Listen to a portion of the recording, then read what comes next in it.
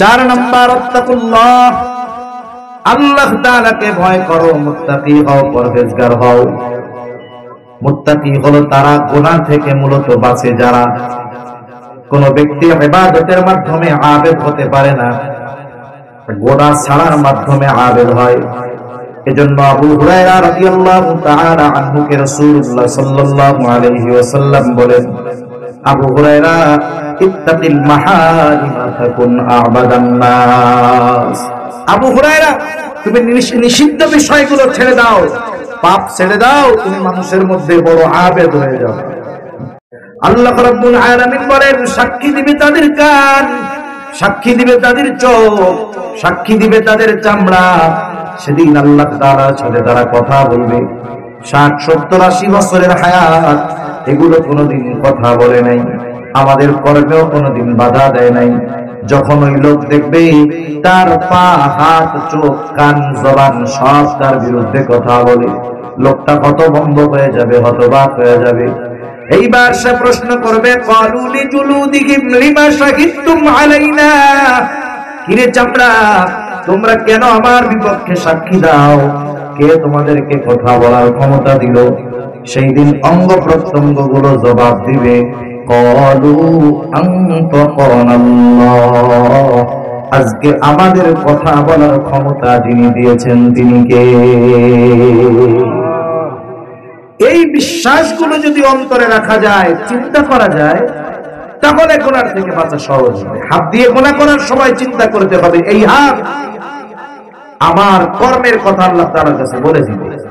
গুনার দিকে যাওয়ার সময় চিন্তা করতে হবে, এই পা আল্লাহ তাআলার কাছে বলে দিবে যে আমাকে দিয়ে এইটা গুনার কাছে গেছে। চোখ বলে দিবে আমাকে দিয়ে গুনার এইগুলা দেখছে। কান বলবে যে আমাকে দিয়ে গুনার এই কথাগুলো শ্রবণ করেছে। জবান বলবে আল্লাহ আমাকে দ্বারা সে এই উচ্চারণগুলো করেছে। একটু চিন্তা করে দেখেন, একটু চিন্তা করেন যে আল্লাহ সুবহানাহু ওয়া তাআলা এই কথাগুলো সুস্পষ্টভাবে আমাদের জানিয়ে দিয়েছেন। সুস্পষ্টভাবে এই কথাগুলো যদি সর্বক্ষেত্রে আমি আপনি স্মরণ রাখি, বলেন তো গুনাহ থেকে বাঁচা কঠিন হবে না সহজ হয়ে যাবে? কিন্তু সমস্যা হলো কি জানেন? সমস্যা হলো এই কথাগুলো শয়তান আমাদেরকে ভুলায় দিতে চায়। শয়তান আমাদের ভুলায় দিতে চায়। সে এই দুনিয়ার চাকচিক্য আমাদেরকে দেখায়া পরকালের কথা, পরকালের জবাবদিহিতার কথা আমাদের ভুলায় দিতে চায়। শয়তানের সাথে আমাদের লড়াই, আমাদের দুশ্মনী, আমাদের শত্রুতা। তার টার্গেট হলো আমাদেরকে পাপাচারে লিপ্ত করে জাহান্নামের অতল গহ্বরের বাসিন্দা বানায়া দেওয়া। এই মিশন সে দুনিয়ায় আইসা শুরু করে নাই, আসমান থেকেই এই মিশন নিয়ে সে দুনিয়ায় আসছে, ঠিক কিনা বলেন? সেজন্য আমরা গুনাহ থেকে বাঁচার ক্ষেত্রে সবর অর্জন করব। 3 নাম্বার, সবরুন আনিল মাসায়েব, বিপদ আপদ মুসিবতের ক্ষেত্রে সবর। বিপদ আপদ মুসিবত আল্লাহ তাআলা দিবেন, এটা আল্লাহ তাআলার জানানো কথা। যেহেতু আমরা মুমিন, এই মুমিনের দাবির বিপরীতে আল্লাহ তাআলা আমাদেরকে পরীক্ষা নেওয়ার ঘোষণা দিয়েছেন। আল্লাহ তাআলা বলেন, আহাসিবান নাসু আন ইউতরাকু আন ইয়াকুলু আমান্না ওয়া হুম লা ইফতানুন। আল্লাহ রাব্বুল আলামিন বলেন, মানুষ কি এটা মনে করে নাকি সে নিজেকে বলবে আমি মুমিন আর তাকে পরীক্ষা নেওয়া ব্যতীত ছেড়ে দেওয়া হবে? এটা কখনো হবে না। তার মানে আল্লাহ তাআলা বলেন যে নিজেকে মুমিন দাবি করবে, অবশ্যই তাকে পরীক্ষার সম্মুখীন হওয়া লাগবে। একজন এক প্রতিষ্ঠানে ভর্তি হয়েছে, মাদ্রাসা, স্কুল, কলেজ, ভার্সিটি, যে জায়গায় বলেন না কেন, ভর্তি হওয়ার দ্বারা সে ছাত্র হলো। ভর্তি হওয়ার দ্বারা কি হয়েছে? ছাত্র হয়েছে। এখন ও যদি বলে সব ঠিক আছে, আমি কিন্তু পরীক্ষা দিতে পারবো না, তাহলে প্রতিষ্ঠানের প্রধান প্রিন্সিপাল মোহতামিম সাহেব কি বলবে? তোমার মতো ছাত্র আমার দরকার আছে, যাও। কেউ যদি বলে আমি মুমিন, পরীক্ষা দিতে পারবো না, কাজ হবে না, পরীক্ষা দেওয়াই লাগবে যদি নিজেকে মুমিন বলে দাবি করি। আল্লাহ তাআলা তো মেহেরবান, পরীক্ষা দেওয়া লাগবে এ নোটিশ আগে জানায় দিতেন। সাথে সাথে পরীক্ষার বিষয়গুলো কি হতে পারে আল্লাহ তাআলা তাও জানায় দিতেন। সুবহানাল্লাহ। আল্লাহ রাব্বুল আলামিন বলেন وَلَنَبْلُوَنَّكُمْ بِشَيْءٍ مِّنَ الْخَوْفِ وَالْجُوعِ وَنَقْصٍ مِّنَ الْأَمْوَالِ وَالْأَنفُسِ وَالثَّمَرَاتِ আল্লাহ তাআলা বলেন দুইটা তাকিদ যোগ করে আমি অবশ্যই তোমাদের পরীক্ষা নিব তথা মুমিন অবশ্যই তোমার ঈমানের পরীক্ষা নেওয়া হবে কিসের মাধ্যমে আল্লাহ তাআলা বলেন বিশাইইম মিনাল খাউফ ভয় ভীতির মাধ্যমে মুমিনের ঈমানের পরীক্ষা নেওয়া হবে পরীক্ষা করা হবে ভয় ভীতির সম্মুখীন হয়ে মুমিন কি ঈমান পরিত্যাগ করে কিনা আল্লাহ তাআলা পরীক্ষা নেবেন ওয়াল জু ক্ষুধা অভাব দারিদ্রতা দিয়ে আল্লাহ তাআলা পরীক্ষা নেবেন যে দারিদ্রতার কারণে অভাবের কারণে মুমিন কি ঈমান থেকে বিচ্যুত হয়ে যায় কিনা এই জন্য অনেক সময় দিনদার মুত্তাকি পরহেজগার মানুষ বিপদ আপদ মুসিবতে পড়ে কি পড়ে না অভাবের মধ্যে পড়ে কি পড়ে না সেজন্য কোন মুমিন যদি কোন সময় ভয় ভীতির সম্মুখীন হয় কোন সময় যদি অভাব দারিদ্রতার সম্মুখীন হয় বুঝতে হবে হয়তো আল্লাহ তাআলা ওই মুমিন বান্দার পরীক্ষা নিচ্ছে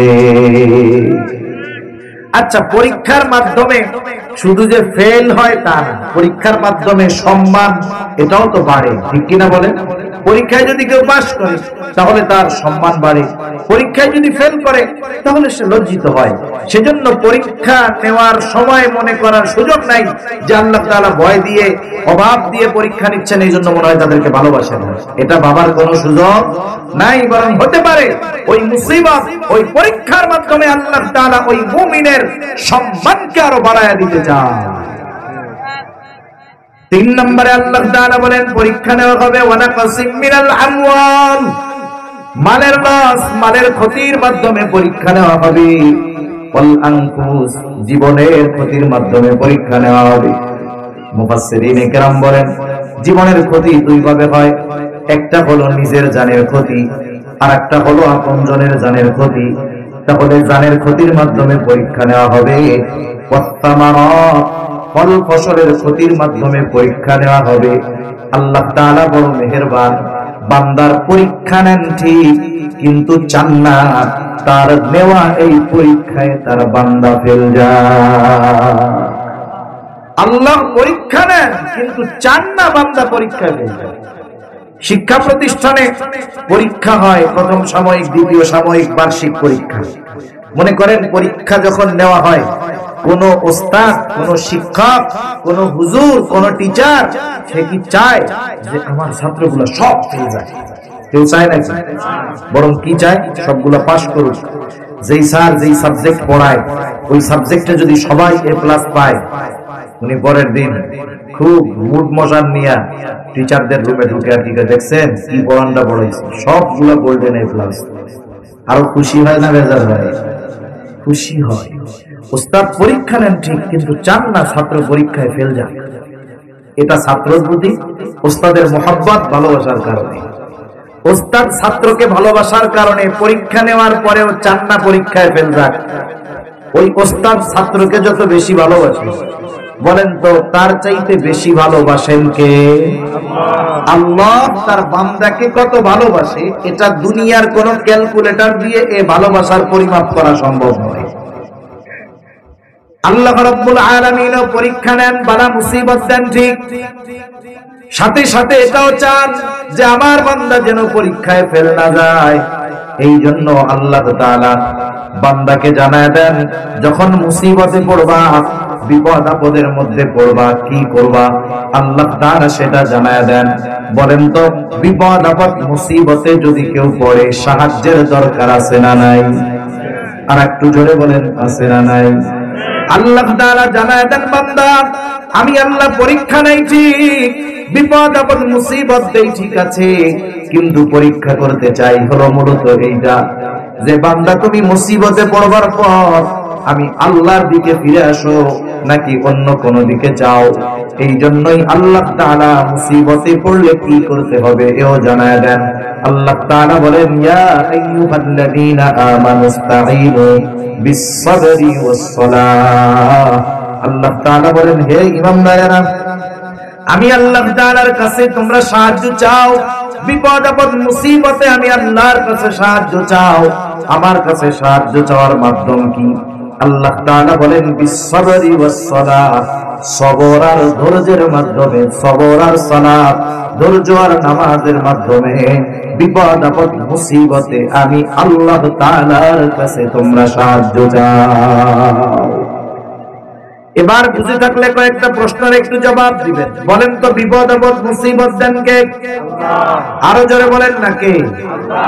বিপদ আপদ মুসিবত থেকে উদ্ধার করেন কে? আল্লাহ। তাহলে বিপদ আপদ মুসিবত যদি আসে সাহায্য কার কাছে চাইব? আল্লাহ তাআলার কাছে সাহায্য চাওয়ার মাধ্যম কয়টা? একটা হলো ধৈর্য, আর একটা হলো নামাজ। কিন্তু আফসোসের ব্যাপার, আমাদের সমাজে এই রকম মানুষের সংখ্যা নেহায়াত কম নয়। বিপদ আপদ মুসিবতে পড়লে আল্লাহ তাআলার কাছে সাহায্য না চাইয়া পীর বাবা কবরে মাজারে গিয়ে সাহায্য চায়। এইরকম মানুষের সংখ্যা সমাজে কম নয়, অনেক আছে। মনে রাখতে হবে, কিছু বিষয়ের ব্যাপারটা এইরকম যে ওটার সম্পূর্ণ নিয়ন্ত্রণ আল্লাহ সুবহানাহু ওয়া তাআলা নিজের হাতে রাখছেন। এটা দুনিয়ার কারো দেওয়ার ক্ষমতা নাই। এই ধরনের বিষয়গুলো আল্লাহ ব্যতীত কারো কাছে চাওয়া যাবে না। কেউ যদি একজনের কাছে আর একজন এক গ্লাস পানি চায়, এটা তো সমস্যা নেই, কারণ পানি দেওয়ার ক্ষমতাও তো আল্লাহ তাআলা দিয়েছে, ঠিক কিনা গো? এখন বলেন তো, কেউ যদি আর একজনের কাছে, কবরের কাছে, মাজারের কাছে, পীরের কাছে গিয়ে বলে আমার একটা পোলা দেন, এই ক্ষমতা কি আল্লাহ পোলারে দিছে? ওই পীররে দিছে? পীররে যদি কয় আমার জান্নাতে ঢুকাই দেন, এই খবর কি কোনো পীর, কবর, মাজারওয়ালার আছে? নাই। এইরকম কিছু বিষয় আছে যেগুলো দেওয়ার একমাত্র মালিক আল্লাহ। সেগুলো আল্লাহ তাআলা ছাড়া কারো কাছে চাওয়া বৈধ নয়, বরং এতে ঈমান নষ্ট হয়ে যাবে। বিপদ আপদ মুসিবতে আল্লাহ তাআলার কাছে ধৈর্য আর নামাজের মাধ্যমে সাহায্য চাইতে হবে। এর পর আল্লাহ তাআলা কেমন যেন জানায়া দেন, যে মুমিন বিপদ আপদ মুসিবতে পড়বার পর আমি আল্লাহ তাআলার কাছে ধৈর্য আর নামাজের মাধ্যমে সাহায্য চাই, সে তো সাধারণ মুমিন নয়।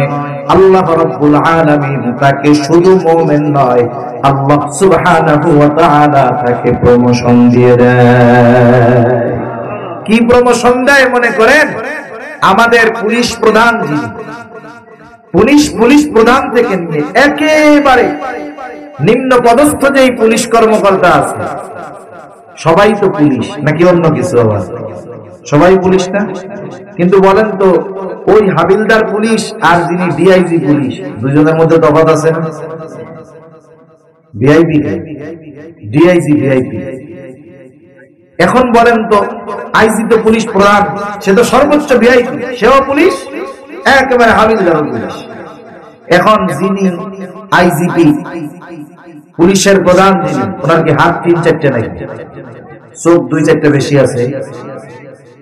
দেখা যাবে কি যে হাবিলদার এরকম সাইজের আর আইজিপি সাহেবের সাইজ যে এক, হাবিলদার ওই সাইজের 3-4টে আইজিপি রে সহায় বলা দিতে পারে।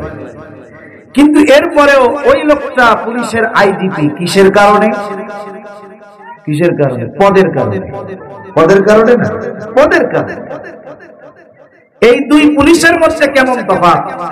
আমরা সবাই মুমিন, কিন্তু প্রমোশনের কারণে কিছু আছে স্পেশাল মুমিন। যেই মুমিন বিপদ আপদ মুসিবতে এই ফর্মুলা অবলম্বন করে আল্লাহ তাআলার কাছে সাহায্য চায়, আল্লাহ তাআলা জানায় দেন সে আর খালি মুমিন থাকে না, সে প্রমোশন পাইয়া সবের মুমিন হয়ে যায়। সুবহানাল্লাহ। এজন্য আল্লাহ তাআলা এর পর কেমন জানি বলেন, যেই মুমিন বিপদ আপদ মুসিবতে এই দুই পদ্ধতি অবলম্বন করে আমি আল্লাহর কাছে সাহায্য চাই, সে তো সাধারণ মুমিন থাকে না, সে সবের মুমিন হয়ে যায়। আর সবের যে তার সাথে সর্বদা থাকেন কে? আল্লাহ তাআলা বলেন, ইন্নাল্লাহা মা'আস সাবিরিন, নিশ্চয়ই আল্লাহ তাআলা ধৈর্যশীলদের সাথে আছেন। যার সাথে আল্লাহ তাআলা আছে, বলেন তো মুসিবত যত বড় হোক, যত বেশি হোক, তার কোনো টেনশন আছে? বিপদ যত কাছে হোক, কোনো ভয় আছে? তাহলে আল্লাহ সুবহানাহু ওয়া তাআলার কাছে বিপদ আপদ মুসিবতে যদি আমরা আল্লাহর দিকে ফিরে যাই, তাহলে বিপদ আপদ মুসিবতের ক্ষেত্রে সবর অর্জন করা হয়ে যাবে। সুবহানাল্লাহ। দেখেন মুসা আলাইহিস সালাম বনি ইসরাইলদেরকে নিয়ে সাগরের পাড়ে, দেখতেছে যে ফেরাউনের বাহিনী একেবারে কাছে চলে আসতেছে।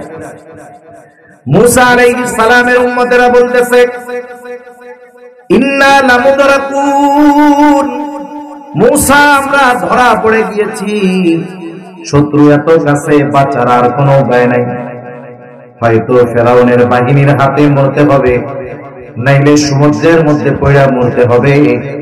মুসা আলাইহিস সালাম তাদের এই কথার জবাবে বললেন, কাল্লা, কখনোই ধরা পড়ব না, ধরা পড়ব না। এর কারণ কি? মুসা আলাইহিস সালাম বললেন, ইন্না মাইয়া রাব্বি, ধরা পড়ব না এই কারণে আমার রব আমার সাথে আছে। মুসিবত কত কাছে, কিন্তু সাথে তো রব আছে, কোনো চিন্তা নাই। আর রব তাদের সাথেই থাকেন যারা সওয়াবের মুমিন হতে পারে। তাহলে আসেন আমরা আবার একটু পেছনের দিকে যাই। সূরা আলে ইমরানের 200 নম্বর আয়াতের আলোকে সফল মুমিন হওয়ার জন্য কয়টা গুণ দরকার? 4টা গুণ। 1 নাম্বার হলো আল্লাহ তাআলা বলেন, ইসবিরু, বান্দা সবর করো। সবর হবে 3 জায়গায়। সবর হবে ইবাদতের মধ্যে, সবর হবে গুনাহ থেকে বাঁচার মধ্যে, 3 নাম্বার সবর হবে বিপদ আপদ মুসিবতে। বলেন তো এই সবর মাঝে মধ্যে করব, মাঝে মধ্যে ছাড়বো, এটা বলে হবে নাকি? এজন্য আল্লাহ তাআলা স্পেশাল ভাবে পরের গুণের কথা বলেন, ওয়াসাবিরু, বান্দা সবরের উপরে অটল থাকবা। কতদিন থাকবা? বেঁচে থাকবা যতদিন, ইবাদত যতদিন, সবরের উপরে অটল থাকবা ততদিন। আর ইবাদত কতদিন? আল্লাহ তাআলা বলেন, ওয়া'বুদ রাব্বাকা হাত্তা ইয়াতিয়াকাল ইয়াকিন। আপনি আপনার রবের ইবাদত করেন দৃঢ় সত্যের আগমন পর্যন্ত, অর্থাৎ মৃত্যু পর্যন্ত রবের ইবাদত। ওই মৃত্যু পর্যন্ত আমরা সর্ব অবস্থায় সবরের উপরে থাকবো ইনশাআল্লাহ। তাহলে 1 নাম্বার সবর করো, 2 নাম্বার সবরের উপরে অটল থাকো, 3 নাম্বার রাবিতু, সর্বদা জিহাদের জন্য প্রস্তুত থাকো, শত্রুর সাথে লড়াইয়ের জন্য তৈরি থাকো। দেখেন আজকে ফিলিস্তিনের অবস্থা, মুসলমানদের কি অবস্থা? এই ফিলিস্তিনের মজলুম মুসলমানদের উপরে নির্বিচারে গোটা দুনিয়ার ইসলাম বিদ্বেষীরা জুলুম অত্যাচারের স্টিমরালার চালাইতেছে, ঠিক কিনা বলেন? কিন্তু এই ফিলিস্তিনের মর্দে মুজাহিদেরা সর্বদা প্রস্তুত ছিল যে আমরা আমাদের জীবন দিয়ে হলেও ওই জালেমদের, পাপীদের পদাচারণা থেকে আমাদের এই ভূমিকে রক্ষার জন্য আমরা আমাদের জীবন দিয়ে দিব, প্রস্তুত ছিল। এই জন্য তাকায় দেখেন, গড়ে গোটা দুনিয়ার কুফরি শক্তি একদিকে যাবার পরেও ওই সামান্য ফিলিস্তিনের হামাস বাহিনীর সাথে কুলায়া উঠতে পারে নাই, বরং একেবারে দুর্বল ছোট ছোট অস্ত্রের মাধ্যমে ইসরায়েলি বাহিনীর বড় বড় সামরিক যানের ক্ষতি তারা করে দিয়েছে। তারা প্রস্তুত সর্ব অবস্থায়। তাদের প্রস্তুতি কতটা গভীর! ছোট ছোট বাচ্চারা জিহাদের জন্য প্রস্তুত, ছোট ছোট বাচ্চা হাতের মধ্যে, পায়ের মধ্যে, গায়ের মধ্যে নাম ঠিকানা লেখা রাখে, কারণ ওরা জানে যে কোনো মুহূর্তেই বোমা বর্ষণ হতে পারে, আমাদের উপরে গুলি বর্ষণ হতে পারে। ছোট ছোট বাচ্চারাও কেমন প্রস্তুত যে কখনো যদি গুলির আঘাতে, বোমার আঘাতে মারা যায়, শরীরটা যদি ছিন্ন বিচ্ছিন্ন হয়ে যায়, আমার এই শরীরের মধ্যে লেখা নামটা দেখে আমার দেহটাকে যেন শনাক্ত করতে পারে। এমন ভাবে ছোট ছোট বাচ্চারাও যুদ্ধের জন্য প্রস্তুত। আর আমাদের অবস্থা তো কি? আমাদেরকে তো পশ্চিমা বিশ্ব আমাদের মিডিয়ার মাধ্যমে আমাদের কর্ণকুহরে ঢুকায় দিচ্ছে, জিহাদ মানে সন্ত্রাস, জিহাদ মানে জঙ্গি, জিহাদ মানে বোমা হামলা, জিহাদি মানে সন্ত্রাসী। এ কথা ঢুকাই দিচ্ছে না আমাদের কানের মধ্যে? কেন ঢুকাইছে জানেন? যদি ভালো মতো সবার কানে জেহাদের ব্যাপারে কথা বলতে বলতে জেহাদ বিদ্বেষ বানায় দেওয়া যায়, তাহলে মুসলমানদের পতন ঘটাতে ওদের বেশি সময় লাগবে না। মনে রাখবেন, আমরা মুসলমান। জেহাদ মানে সন্ত্রাস নয়, জেহাদ মানে অন্যের ভূমি দখল নয়, জেহাদ মানে অন্যের সম্পদ দখল করা নয়, অন্যের ভূখণ্ড কেড়ে নেওয়া নয়, বরং জুলুমের অবসান একমাত্র ঘটতে পারে জেহাদের মাধ্যমে। ঠিক কিনা বলুন? যেটা গোটা দুনিয়াকে দেখিয়ে দিয়েছে আফগানিস্তান। আফগানিস্তান দেখেন, দেখো গোটা দুনিয়ার সব শক্তি একদিকে চলে গেছে, আর আমরা এই জালেমদের বিরুদ্ধে আল্লাহর উপরে ভরসা রেখে জিহাদ ফি সাবিলিল্লাহ চালায়া গেছি। ওই জুলুমবাজেরা রাতের আধারে পালাতে বাধ্য হয়েছে। ঠিক কিনা বলে? এজন্য আমাদেরও প্রস্তুত থাকতে হবে। জিহাদ মানে এটা নয় যে আমি আরেকজনকে গিয়ে আমার ভিন্ন মতাদর্শী মেরে দিলাম, তা নয়। কিন্তু আমার উপরে যখন আঘাত আসবে, এই আঘাত প্রতিহত করার জন্য তো আমাকে প্রস্তুত থাকতে হবে। ঠিক কিনা বলেন? আমার দ্বীনের উপরে যখন আঘাত আসবে, তখন এই আঘাত প্রতিহত করার জন্য আমাকে আপনাকে প্রস্তুত থাকতে হবে। এখন বলেন, আমাদের অবস্থা হলো কি? যে মুসলমান, ওদেরকে পিটাবো, ব্যথা পাবি, কিন্তু উহুয়াহা বলতে পারবি না, উহুয়াহাও বলা যাবে। অবস্থা এরকম হয়। এজন্য জিহাদের সঠিক ব্যাখ্যা, বিশ্লেষণ, আলোচনা সমাজে দরকার, যাতে করে জিহাদ শব্দটাকে অপব্যাখ্যা না করে সরল মনা মুসলমানদেরকে জিহাদ বিদ্বেষী হিসাবে গড়ে তোলার সুযোগ ওই কাফেররা যেন না পায়। ঠিক কিনা বলে? এজন্য আমাদের জিহাদের জন্য প্রস্তুত থাকতে হবে। মনে করেন, আমাদের এই ভূখণ্ড যদি কেউ কেড়ে নিতে চায়, স্বাধীনতা যুদ্ধে আমাদের মুক্তিযোদ্ধারা জীবন উৎসর্গ করেছে। মুমিন যারা, আল্লাহ তাআলা তাদেরকে শাহাদাতের দরওয়াজা দান করুন, জোরে বলি আমিন। এখন এই ভূখণ্ড যদি কেউ কেড়ে নিতে চায়, আমরা তাদের ছেড়ে দিব? জোরে বলেন, ছেড়ে দিব? একটু চিন্তা করে দেখেন, আমরা আমাদের সন্তানদেরকে যদি একটু ট্রেনিং ম্যান্ডিং করাই, বলবো যে জঙ্গিবাদী শিখাই দিচ্ছে। কিন্তু এই ইসরায়েল, আপনারা হয়তো জেনে থাকবেন, এমন এক দেশ যে দেশে প্রাপ্তবয়স্ক যারা সকলেই সামরিক ট্রেনিং নেওয়া, যারা প্রাপ্তবয়স্ক সকলেই সামরিক ট্রেনিং নেওয়া। এখন আমাদের দেশে যদি আমাদের গভর্নমেন্ট ওই সিস্টেম চালু করে যে দেশ প্রতিরক্ষার সময় মনে করেন সেনাবাহিনী লড়াই করবে, পুলিশ বাহিনী লড়াই করবে, বিডিআর লড়াই করবে, নৌবাহিনী লড়াই করবে, বিমান বাহিনী লড়াই করবে, কিন্তু এই সংখ্যাটা তো অনেক নয়, যুদ্ধের ময়দানে আরো সৈন্য দরকার। এই চিন্তা করে যদি আমাদের দেশের মাননীয় প্রধানমন্ত্রী সহ রাষ্ট্র পরিচালনায় যারা আছে, ওনারা যদি এই স্কিম হাতে নেয় যে আমাদের দেশেও যারা প্রাপ্তবয়স্ক হবে কমপক্ষে 1-1.5 বছর সামরিক ট্রেনিং নিতে হবে, দেশের কল্যাণে যদি এই কাজ করে, দেখবেন যেহেতু মুসলিম কান্ট্রি, ওই বহির্বিশ্বের শয়তানগুলো বলবে প্রধানমন্ত্রী জঙ্গি বানাই দিয়েছে। ঠিক কিনা বলেন? অথচ দেখেন, তারা ফিলিস্তিন দখলের জন্য তাদের প্রাপ্তবয়স্ককে রাষ্ট্রীয় তত্ত্বাবধানে সামরিক ট্রেনিং দিয়ে প্রস্তুত করে রাখছে। এটা প্রত্যেকটা দেশের দরকার। ইসলাম এ শিক্ষাই দেয় যে সর্বদা প্রস্তুত থাকতে হবে যুদ্ধের ময়দানে। কখন কার বিরুদ্ধে লড়াই করতে হয় বলা যায় না, বলা যায় না। ওই ফিলিস্তিনের অবস্থা আজকে যেমন, বলা যায় না আগামী দিন আমাদের দেশের অবস্থাও যদি কেউ এরকম করতে চায়, তখন যদি আমরা প্রস্তুত না থাকি, তাহলে তো লড়াই করতে পারবো না। ঠিক কিনা বলেন? এই জন্য রাষ্ট্রীয়ভাবে ব্যবস্থা করার দরকার, ওদের থেকে কিছু বিষয়ের শিক্ষা নেওয়ার দরকার, নাইলে এর পরিণতি হয়তো আমাদের জন্য কঠিন হয়ে যেতে পারে। যাই হোক, রাষ্ট্রের থেকে যদি সেই প্রস্তুতি নাও থাকে, আমরা আমাদের অন্তর দিয়ে হলেও সর্বদা দ্বীন ইসলাম, দেশ রক্ষার্থে জীবন দিতে প্রস্তুত থাকবো ইনশাআল্লাহ। 4 নম্বর, আত্তাকুল্লাহ, আল্লাহ তাআলাকে ভয় করো, মুত্তাকি হও, পরহেজগার হও। মুত্তাকি হলো তারা গুনাহ থেকে মূলত বাঁচে যারা। কোন ব্যক্তি ইবাদতের মাধ্যমে আবেদ হতে পারে না, গুনাহ ছাড়ার মাধ্যমে আবেদ হয়। এজন্য আবু হুরায়রা রাদিয়াল্লাহু তাআলা আনহু কে রাসূলুল্লাহ সাল্লাল্লাহু আলাইহি ওয়াসাল্লাম বলেন, আবু হুরায়রা, ইত্তাকিল মাহারিমা তাকুন আবাদান নাস। আবু হুরায়রা, তুমি নিষিদ্ধ বিষয়গুলো ছেড়ে দাও, পাপ ছেড়ে দাও, তুমি মানুষের মধ্যে বড় আবেদ হয়ে যাও। মুত্তাকি যারা, এরা সামান্য সামান্য ছোটখাটো বিষয় থেকেও বেঁচে থাকে। আর আল্লাহ সুবহানাহু ওয়া তাআলা বলেন তোমরা পরিপূর্ণ মুত্তাকি না হয়ে তোমরা মরো না। ইয়া আইয়ুহাল্লাযীনা আমানুত্তাকুল্লাহ হাক্কা তুকাতিহি, হে ঈমানদারেরা তোমরা আল্লাহ তাআলাকে ভয় করো, ভয় করার মতো যথাযথভাবে ভয় করো, আর পরিপূর্ণ মুসলমান না হয়ে তোমরা মরো না। তার মানে মুত্তাকি না হলে পরিপূর্ণ মুসলমান হওয়া যায় না। আল্লাহ সুবহানাহু ওয়া তাআলার বান্দার প্রতি অন্যতম এক ইহসান হলো আল্লাহ তাআলা শুধু নির্দেশ করেন তা নয়, বরং ওই নির্দেশ মান্য করার পদ্ধতিগুলো আল্লাহ তাআলা আমাদেরকে বলে দেন। যেমন মুত্তাকি হতে বলেছেন আল্লাহ তাআলা। এখন মুত্তাকি কেমনে হওয়া যায়? বেশি সময় আমি আর কষ্ট দিব না, 5-7 মিনিট কষ্ট হচ্ছে না তো? 5-7 মিনিটের মধ্যে একটু শোনেন মুত্তাকি কেমনে হওয়া যায়, এটাও আল্লাহ তাআলা বলেছেন।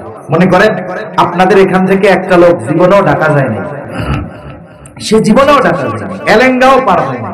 বলেন তো তাকে যদি আপনি বলেন তোমাকে আজকে ঢাকা যাইতে হবে গাবতলী, এই আদেশ করার পরে ঢাকা গাবতলী যাওয়া তার জন্য কঠিন মনে হবে না সহজ মনে হবে? ওর ভাই কি বলেন, আমি জীবনেই ভুয়াপুরের 5 কিলো দূরে ওইদিকে যাইনি, আমি কেমনে ঢাকা যাব? কিন্তু আপনি যদি তারে বলেন আরে বোকা কিসের ভয়, আবার সাথে যে বাস স্ট্যান্ডে যাবি, ওইখান থেকে তোরে একটা বাস উঠায় দিব, বাস যে জায়গা যায় দেখবি সবাই নামে গেছে, ওই জায়গা দিয়ে তুইও নাইমা যাবি, ওইটাই ঢাকা। এখন বলেন প্রথমে যখন আদেশ করছে তখন কঠিন লাগছে, কিন্তু যখন যাওয়ার রাস্তা বলে দিয়েছে আগের চাইতে সহজ হয়েছে কি হয় নাই? যাওয়ার পরে দেখবে কি যার এই ঢাকা আসা এত সহজ, এটার লেগে ভয় পাইছিলাম। তাহলে আদেশ করার সাথে সাথে আদেশ পালনের মান্য করার পদ্ধতি যদি বলে দেওয়া হয়, ওই আদেশ পালন করা সহজ হয়।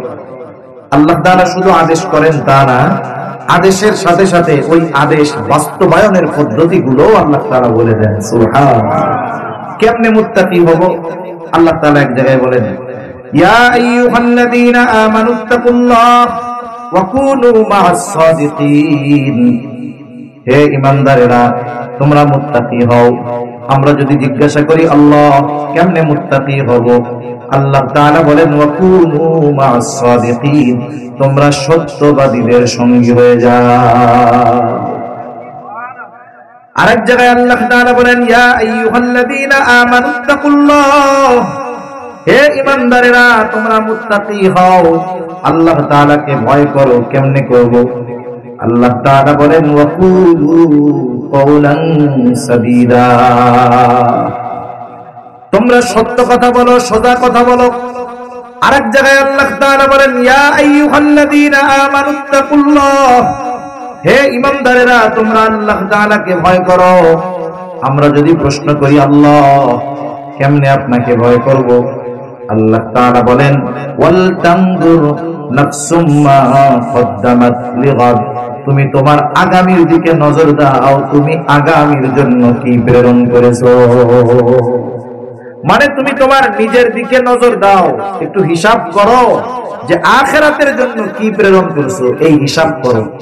মানুষের জীবনের সাথে মানুষের নিজের সাথে নিজের একটা হিসাব আছে। বুজুর্গানে দিন বলে এটা হলো মুহাসাবা।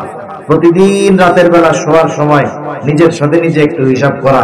আপনাদের এই ভুয়াপুর বড় বাজার না, বড় বাজারে বড় বড় ব্যবসায়ী আছে না, আছে তো?